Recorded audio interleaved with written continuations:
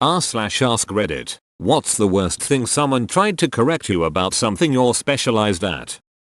I studied history at uni and worked for a while as a tour guide in Prague, Czech Republic. I had a customer once on a walking tour of the city go really snarky with me because I called the river running through the city the Vltava. He declared to the whole tour that that wasn't its name.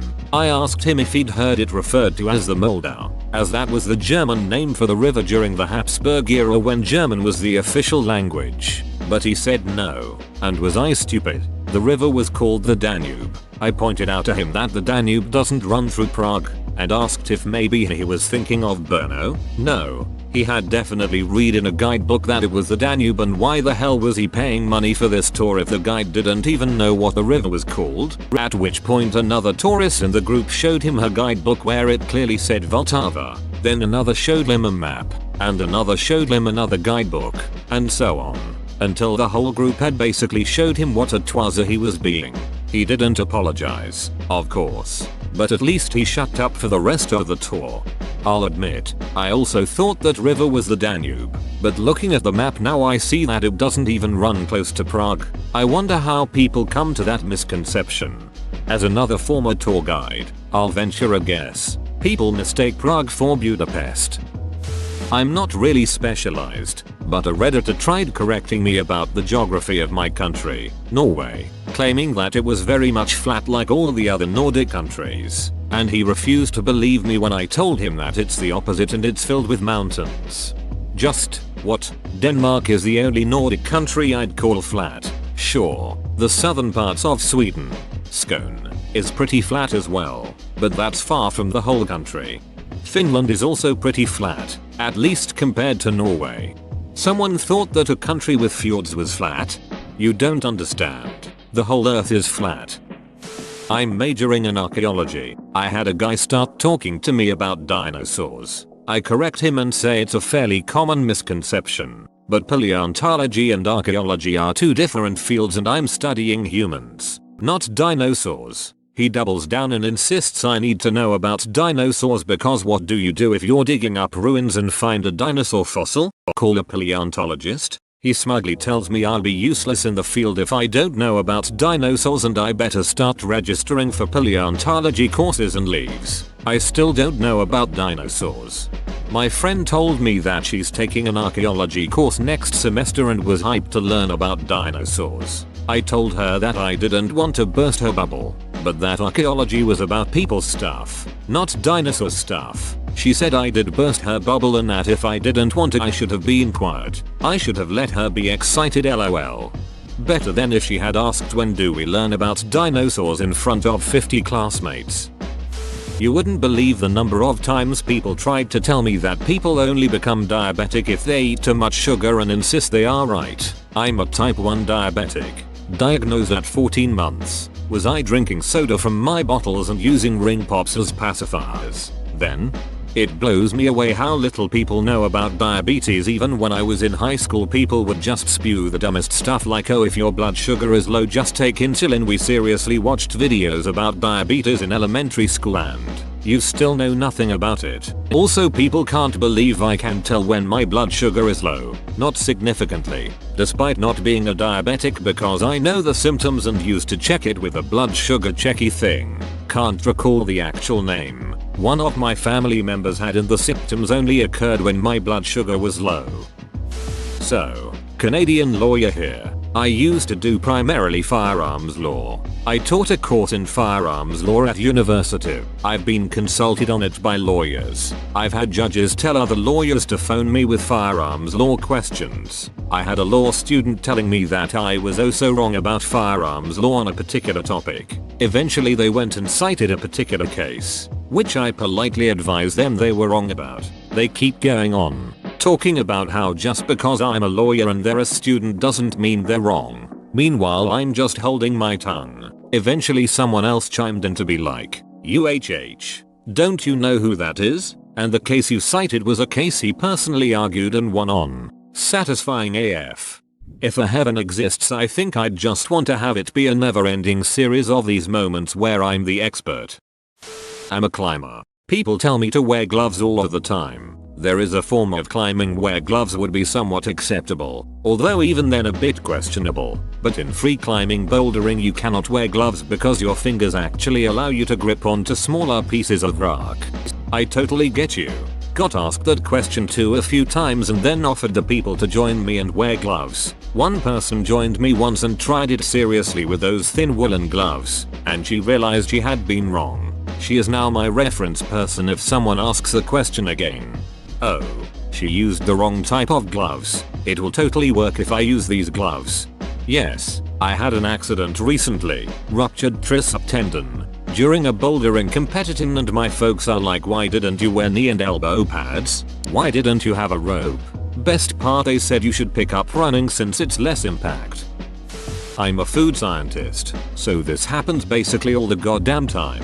One person insisting that message gives her terrible migraines. She was eating pizza at that exact time. Someone insisting that you should drink apple cider vinegar to alkalize your body to prevent diseases. I point out that's an acid. He insists it's not. Apple cider vinegar. Another person telling me how agave nectar is so much healthier and how I should replace all the sugar I eat with it. I tell her it's just a fructose glucose mix and you might as well use corn syrup. She got really mad, like irrationally mad. There is so much misinformation about food that this is basically constant for me. Acetic acid is definitely basic. Why would you think the acid is acidic? You know what's basic, Karen? Your beach ass. That's what. I'm a Harley mechanic and I swear most Harley riders have to pretend they know everything about their bike. I don't even argue with them anymore. I just tell them what's up, and if they want to debate about it, I say okay and walk away. LOL.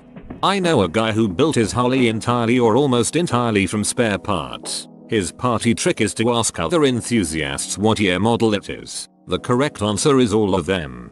What does he register it as? Or is that not required? You'd register it as whatever the frame, which is the VIN stamped into it as. If you replace the frame, technically you have a new bike. But many bikes are produced for many years and oftentimes parts from other bikes from the same manufacturer will easily be swapped over between models. So let's say my bike is a frame that is a 1992 Suzuki GS500, but it has an engine from a 2004 GS500, wheels from a 2000 SV650, suspension from a 2003 GSXR 600 and bodywork from a Honda RS250. It's still technically a 1992 Suzuki GS500 even though it's a mishmash of parts. But if I were to bend the frame of my 1992 and had to move my mishmash of parts to say a 1996 GS500 frame I found for cheap, I would now, in the eyes of the DMV, have an entirely new bike since the VIN has changed. It's the ship of Thesis theory really, but the answer is that yes, as long as the VIN remains intact, it's still the same vehicle. This is why you'll see people pay huge money for rusted out husks of classic cars. They're not after the heap of crap that is the car, they're after the VIN so they can build a new car around it. My wife has a friend who studied zoology who once told me that cows can't run or jump. I grew up with them. I, more than once, had to run after or away from them after they had jumped a fence. The cows are ducking fast when they want to be. Our neighbors had a cow who learned how to kneel down and crawl across cattle guards. She roamed the area for years. Couldn't be contained. I didn't specialize on it, but when I worked at a deli in my local grocery store I had a guy come in asking for some sliced ham. I asked him if he wanted Black Forest ham, honey baked or mesquite ham. He looked at me and said it's not mesquite, it's Mystique. I pointed at the sign and label on the actual effing ham that said mesquite ham, but he still corrected me. I gave up and gave him his damn Mystique ham. This was a good 15 years ago and I'm still mad about it. My hometown is Mesquite. That cracks me up. I'm gonna start calling it Mystique. I'm a professional pastry cook. The GM at my new job tried to reteach me how to crack eggs. There's a right way to crack eggs. Crack them on something flat rather than on the edge of something. No chance of breaking the yolk prematurely since you don't have an edge to pop the membrane keeping it whole.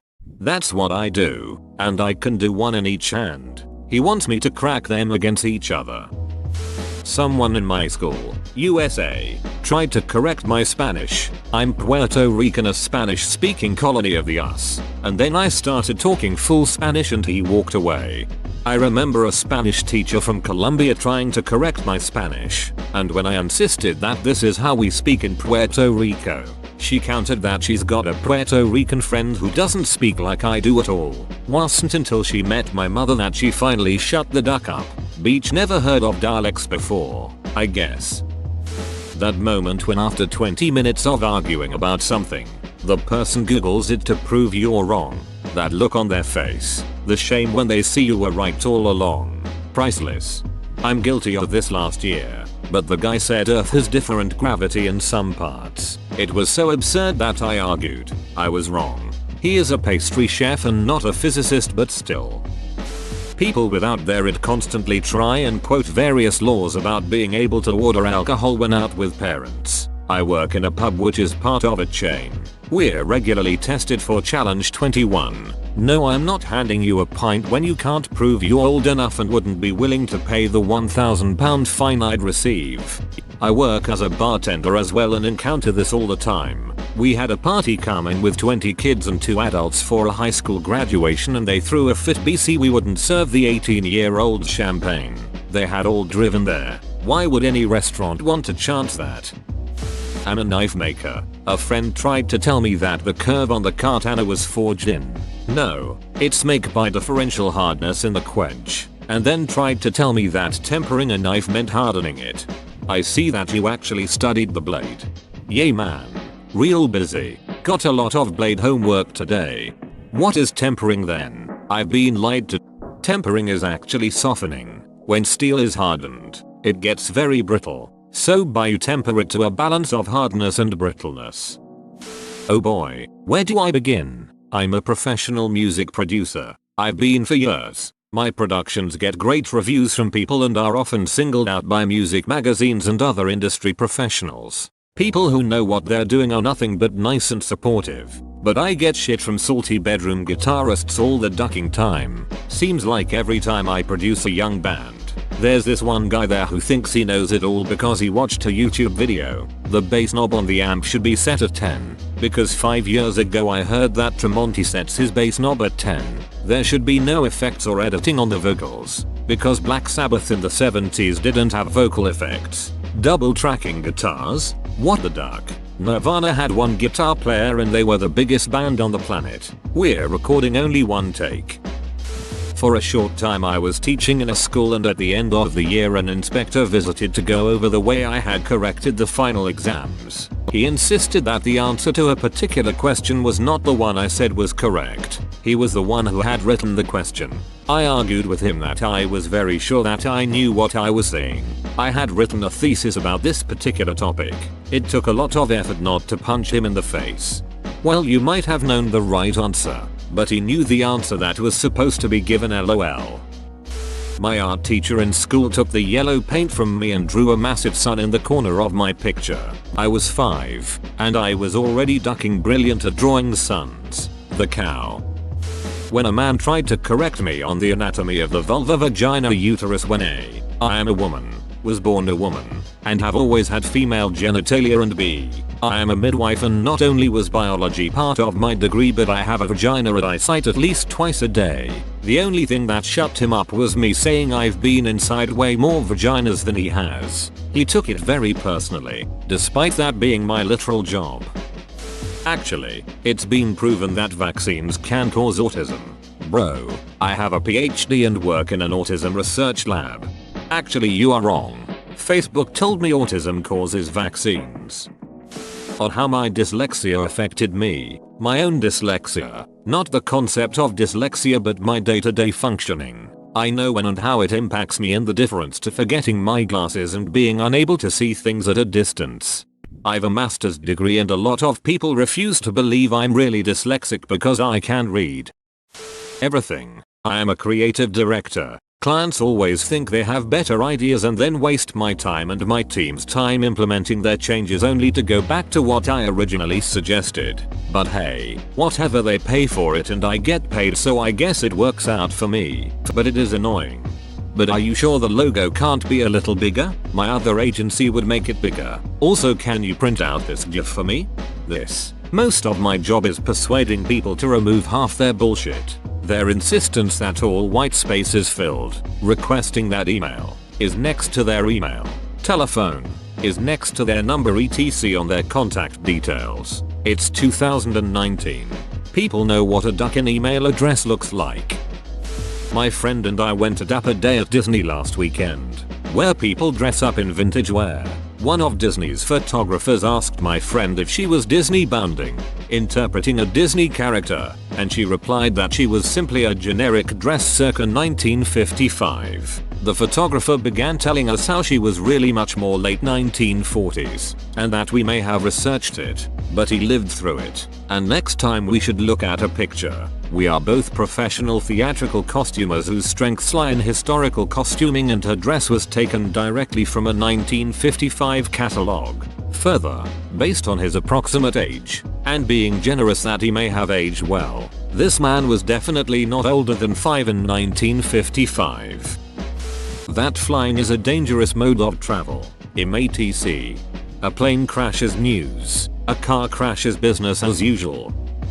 I work at Domino's. One customer called asking for a really out of the blue coupon. Large 3 toppings for $5.99 delivery. I said we didn't have that coupon. The closest thing was a boost week for large 2 toppings. Carried out. Same price. He argued and said that he's been ordering Domino's for years and that we have always had that coupon. I tell him, sir, I have worked here for 2 years. We have never had that coupon. After that, he grumbled and hung up. Don't think you know better than the employees. You will always have less knowledge unless you are talking to a trainee.